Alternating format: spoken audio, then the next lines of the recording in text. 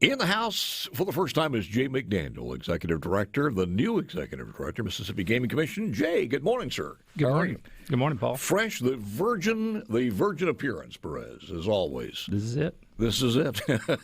Never be the same again. Never be the same. He's got more experience now since the mic went red. Jay, but you're not new to the Gaming Commission, though. That's right. So you've been there for a while. Yeah, actually the last 10 years I've worked for Alan Godfrey as his deputy director. And as you know, he just stepped away and retired. And I was fortunate enough that the commission saw fit to promote me to his job. So I got big shoes to fill, but looking forward to it. Anything that was he left you with, like the big things that had to be taken care of? That You know, there's always some there's a stack there, but nothing major. You know, Paul, right now as we look forward, there's some things in the industry going on that we might have to deal with as technology advances. And you always hear the sports betting talk that it might change down the road to a mobile type. You know, whether our legislature sees fit to do that or not, I don't know. But those would be the kinds of things, but nothing major. I mean, as he stepped away, we were dealing with a hurricane, so that was kind of at the end of the keys off. That is true.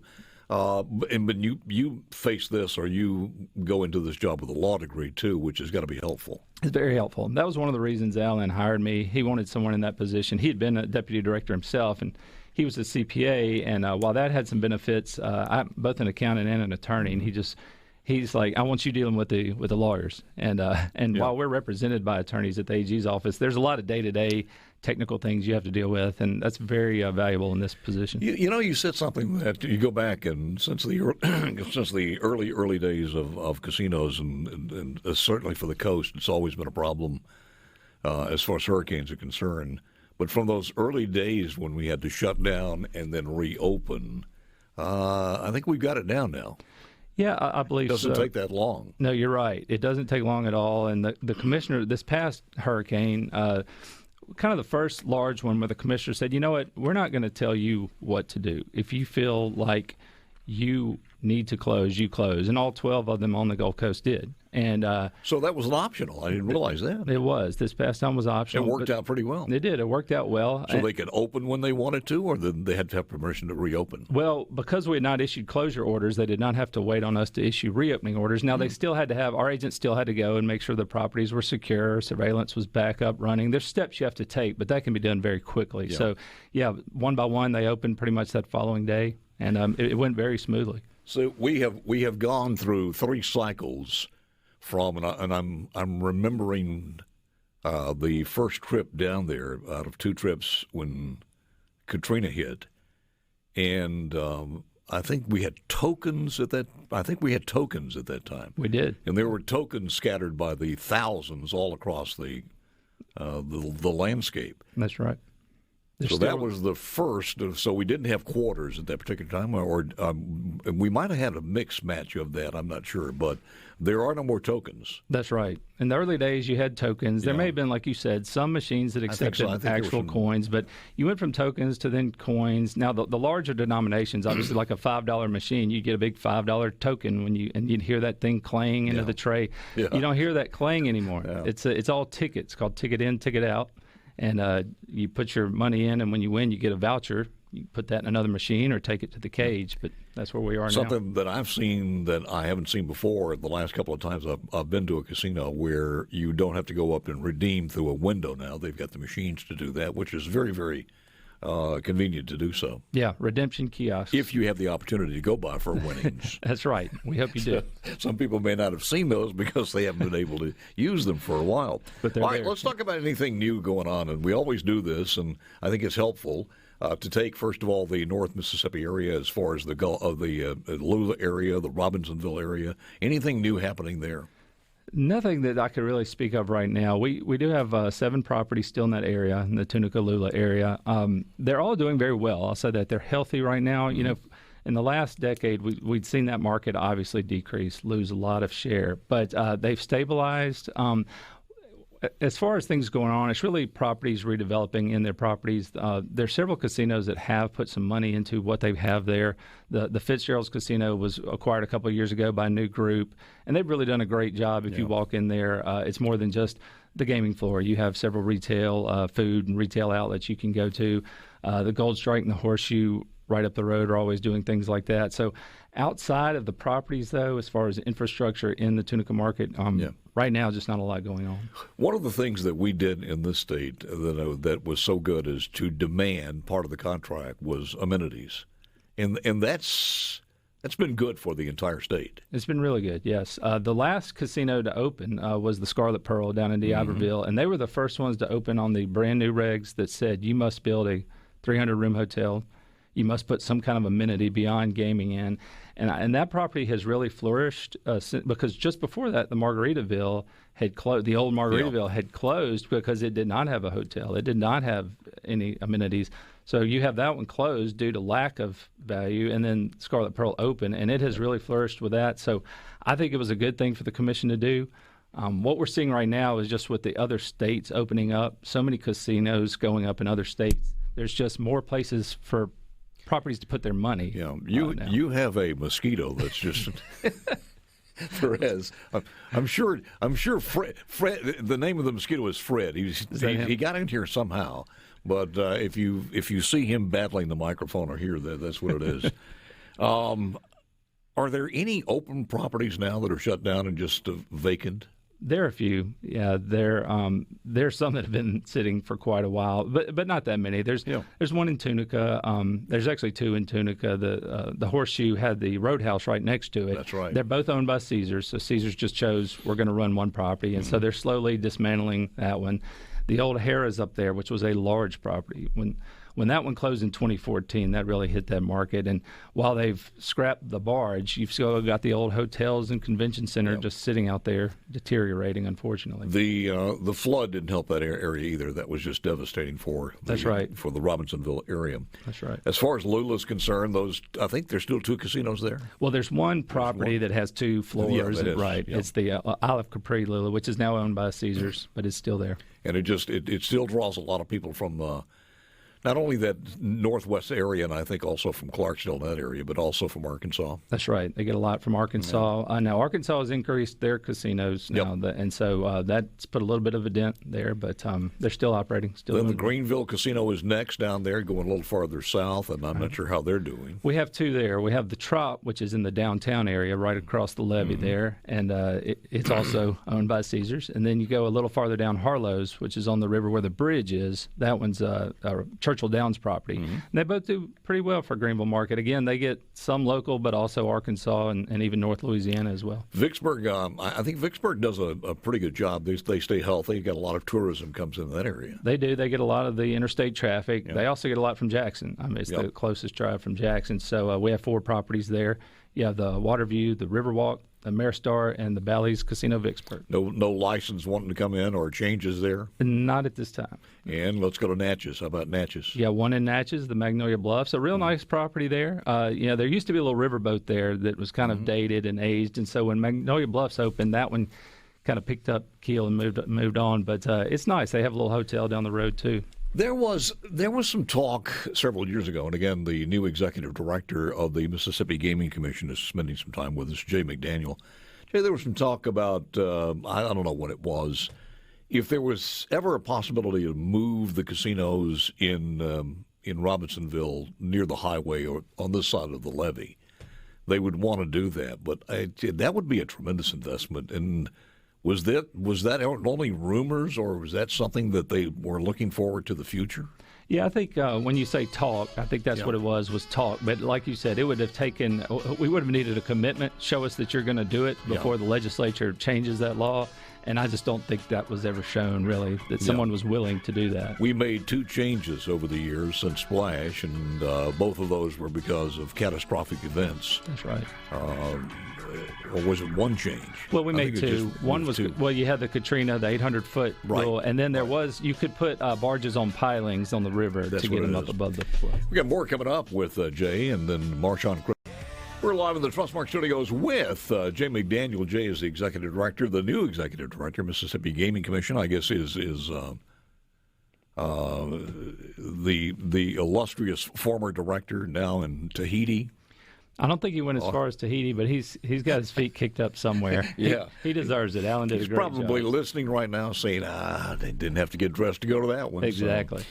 All right, let's talk about number one, the mobile betting. you got a lot of people who want that. As far as I can figure this out, some casinos want it, some casinos are not sure, and a few of them absolutely don't want it. But where do we stand with that? Where it stands right now is it's going to be in the hands of the legislature the next session because, as you know, right now the only legal sports gambling is on a casino property. So the law would have to change to allow the casinos to operate it, but do it mobily. When you have 26 casinos, yeah, you've got a bunch of different opinions, but I think the majority of them want to do it. Most of these properties have sister properties in Nevada and New Jersey that are already doing it. I can't speak to what percentage of the population wants it, but I know that sports betting has been very popular. We saw our gaming numbers increase when we legalized it in 2018 when the federal law was repealed. The numbers go up every year. And it's kind of popping up all around us now. So it's one of those things where it's just going to take a change in the law, Paul. And if the legislature chooses to do that, we will quickly be ready to regulate it. I would think the reticence from some legislators in the past, almost like myself, I didn't want to hurt the walk-in traffic. But again, if the people who are subjected to that, the casinos themselves, say it's not going to hurt us, it'll help us one way or the other, then why would you stand in the way of that? Yeah, it's a good point. I think the smaller properties that don't have the Caesars or the MGM apps probably feel like, well, people are going to migrate to those, and we'll lose our customers to those. But at the end of the day, when you boil it down, the people that are sports betting, while it is a lot of money, it is a very small fraction of what's happening on that casino floor. So it's not going to shut anybody down, if you went mobile. So. Do they allow that in Nevada? Yes, they do.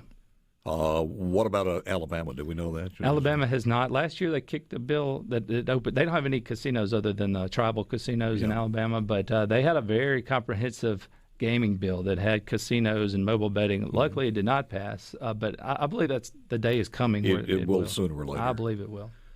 The panhandle of Florida also is another one that's of tremendous concern. That's right. You have the Seminole tribe in lower Florida right now controls the gaming, and the governors, there's been a lot of talk about the governor reaching an agreement with them to kind of let them run it, and it will kind of give them exclusivity.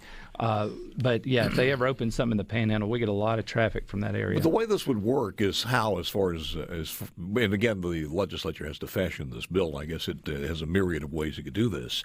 But the way this would work is you have to go to a casino and register, sign in that you want to be part of their mobile betting membership. That's what the legislature would need to decide. That's how Nevada does it. You have to walk in a casino, which is real easy because every street corner in Nevada has a casino, at least where the populations are.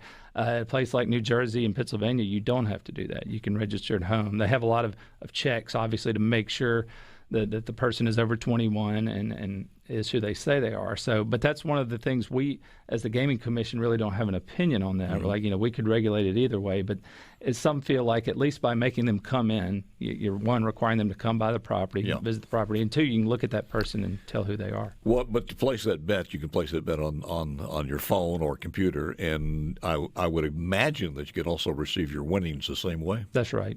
You'd have a wagering account where you just load money in it, and when you win, you settle it, and that's what's better than the illegal way, which is.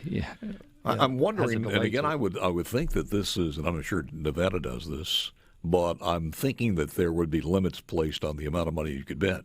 That would be up to the properties. Well, the legislature, one, could put that in the bill, or they could leave it to the properties to say, each person has. Some of the other states put in each casino will just let that person self-impose a limit that cannot be breached, and that's good. In the bill, if you registered at Beau Rivage, you cannot place a bet with that at another casino, but again, that determines on how they write the bill. It does, but what you could probably do is walk in several casinos, register at several places, download several apps, and then pick the one you like. I like that one because they can give you different incentives. That's right. And that brings the competition into your membership. That's another big driver of these apps by the casinos is they can track. If you walk in and bet retail, you can do it anonymously. You can put $100 down, and other than knowing your face, they don't know who you are. But on an app, they know who you are. They can record your loyalty points and give you hotel stays and buffets. You will have coupons out the wazoo coming to you. That's right.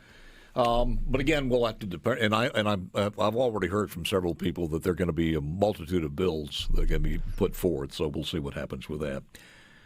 Always worry about the competition, and we've been lucky for the most part. I mean, we had the Greyhound Dog Park, dog track over in West Memphis.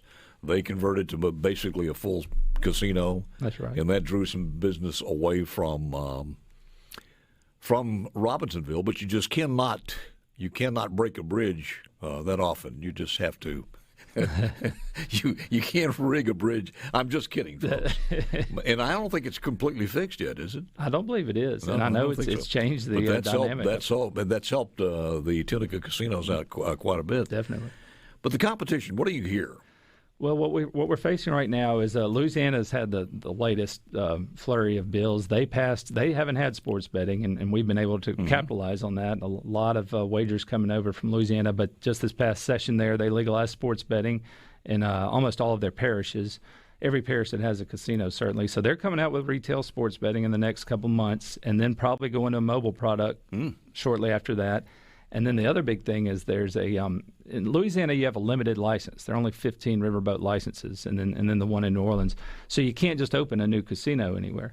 So there is a casino in Bossier that wants to move to Slidell, which would impact our coastal market significantly. They've gotten approval from the Gaming Control Board to do that. It's just the parish that Slidell is supposed to vote on that in December. So if they do, we'll have a new casino in Slidell, which will hit that I-10 corridor right there. It's not by anybody who owns a casino on the coast, is it? It's not. I was going to say. The other part of that is Shreveport. Yes. How is that market doing? It's okay. It's a little bigger than our Vicksburg market. You have the Shreveport-Bossier market. Most of it's downtown, isn't it? Yeah. And one of those in Bossier is wanting to move because they're one of the smaller players in Bossier. But the larger ones in Bossier do a good job. And they get a lot of Texas. Lake Charles has one, too, doesn't it? That's right. Lake Charles has a couple. And then Baton Rouge, New Orleans. There was, and again, my guest is the new executive director of the Mississippi Gaming Commission, Jay McDaniel. Jay, the Universal Music Group, we hear about this behemoth. If it happens, it would be a game changer for the Gulf Coast. I think only 3 of these were talked about doing this. Explain what that Universal Music Group operation would look like. Yeah, that hit the news pre-COVID. Yeah. It's been quiet now.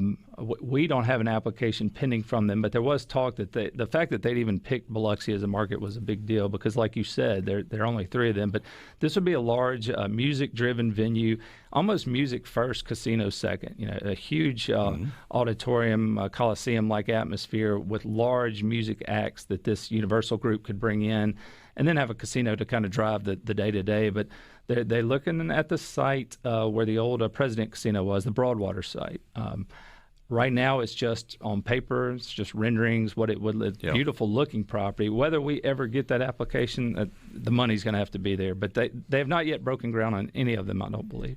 What's the status of the Margaritaville building on the coast? It's vacant right now. It is another one of those that's vacant. It is. We were talking Tunica, and I didn't get to that one, but it's sitting on the back bay. It's one of those under the new regs you mentioned. If someone was going to buy that and reopen it, they'd have to add a hotel to it because it doesn't have one now. But that regulation is going to be a heck of an investment for that. It would be, yeah. Any expansions going on as far as hotels or any of other amenities, golf courses, et cetera? Nothing I'm hearing right now. The COVID we were right before COVID. Everybody's kind of on hold right now. But I'll tell you, this year has been blockbuster revenues. We're on pace to beat 2008, which was a great year. So maybe that will drive some of that in the future. We'll be looking. You're talking about 2021.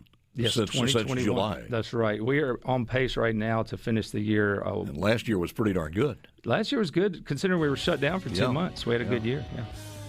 We'll have new numbers coming out. This is the 20th, so it takes, a couple of days after the 1st? Yeah, but I've got them if you want them. I do. All right. Will you share them with me next?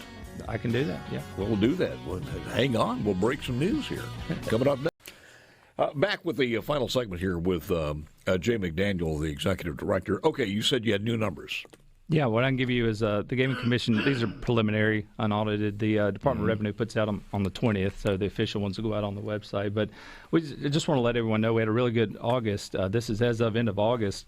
And even with the casinos closed for 2 days for the hurricane, they did over $200 million statewide, which is a good monthly number. And then the coast did $124 million in August, which is their best August in history. So you're talking about being closed 2 days, and they still had their best August historically. So really positive. good to report. And then statewide, we're at about $1.8 billion. We usually hit about $2.1 billion. That's gaming revenue. So we're on pace at 1.8. If we do what we did in 2019, which was a good year, we're on pace to hit the 2.4, 2.5 billion mark, which we haven't done in a long time. So very positive for the state. And I believe lottery's doing well. Yeah, so. Absolutely incredible as far. And you can buy some lottery tickets at some of the casinos. That's right. They're allowed to be retailers. They can't put them on the floor. It's got to be separate. But usually either at the front desk or the gift shop, you can get lottery tickets. Which way have you seen that COVID has changed, and probably for the future has kind of changed what happens at a casino? I think it. Right now you still got operators that are taking some of those steps as far as what they want their employees to do, wear masks, and some of them are mandating vaccines, and that's up to each property. But what it's caused is some of these properties to evaluate what's really valuable, on their property. I mentioned to you in the break, some of them, they had to close their buffets due to COVID. Yeah. And when they opened back up, some of them realized, this buffet really wasn't making the money we thought it was. We're going to turn it into more of a nice sit-down restaurant. Same with like pool areas and things like that. I think all it's going to do is just cause the casinos to say maybe the old way of doing things wasn't the best. And then of course, the health and safety part, things like the rooms maybe not being cleaned every day unless you request that. A lot of hotels are doing that, but our casinos are as well. But I think for the most part, it just gave us a chance to reflect and pick on what really added value to the property. I wonder how that plays as far as the employees are concerned, too, because do they need as much staff now? Because when you're doing those rooms every single day, it's a lot different. And I think most people would say, look, as long as if I need some towels or something but don't come in here every single day. Some people love that. Other people want it. So it's kind of difficult to figure out. You're right. It breaks down to the person. When I travel, I'm one of those, and I'm fine. I'll tell you when I need it. And most of the hotels I've stayed in recently are doing it that way. And you're right. It does have an impact on your housekeeping staff on the need to have that much. But our casinos, with the size and the scale of them, it's definitely something that has had an impact. Filling the shoes as the executive director, anything that catches you off the guard and saying, well, I didn't realize this is a little bit more than I thought. Well, being asked to come on the Gallo show is one. That's true. It's true. But no, did you get any advice from anybody? No. Larry and Alan just said, "Hey, go be yourself. Don't say anything that's going to get you in trouble." And I got to reflect now and make sure I didn't do that. This will be on audio and video. You can't erase it one way or the other. Right. So you're done now. I knew that coming in. So no, being the deputy, it'd be different. I think if I stepped right in, but being the deputy, I'd seen what was going on. Had a large role in the agency. We have a good agency. We have good staff. Yeah. It's efficient, and I'm going to keep it that way. So. Is all of your money to run the commission through the casinos, or is it allocated through the legislature? It's through the appropriation. We used to be special funded. It was special funded. A few years ago that went away, so we are now general fund. But there's a very small piece for that is. But for the most part, we're general fund. So now you got to play politics more and make sure the legislature gives you your funding. That's right. That's the fun part. Oh yeah, I can't wait. He said that nicely, guys. Jay, it's always good seeing you, sir. Anytime you need us, you call us. All right. Thanks, Paul.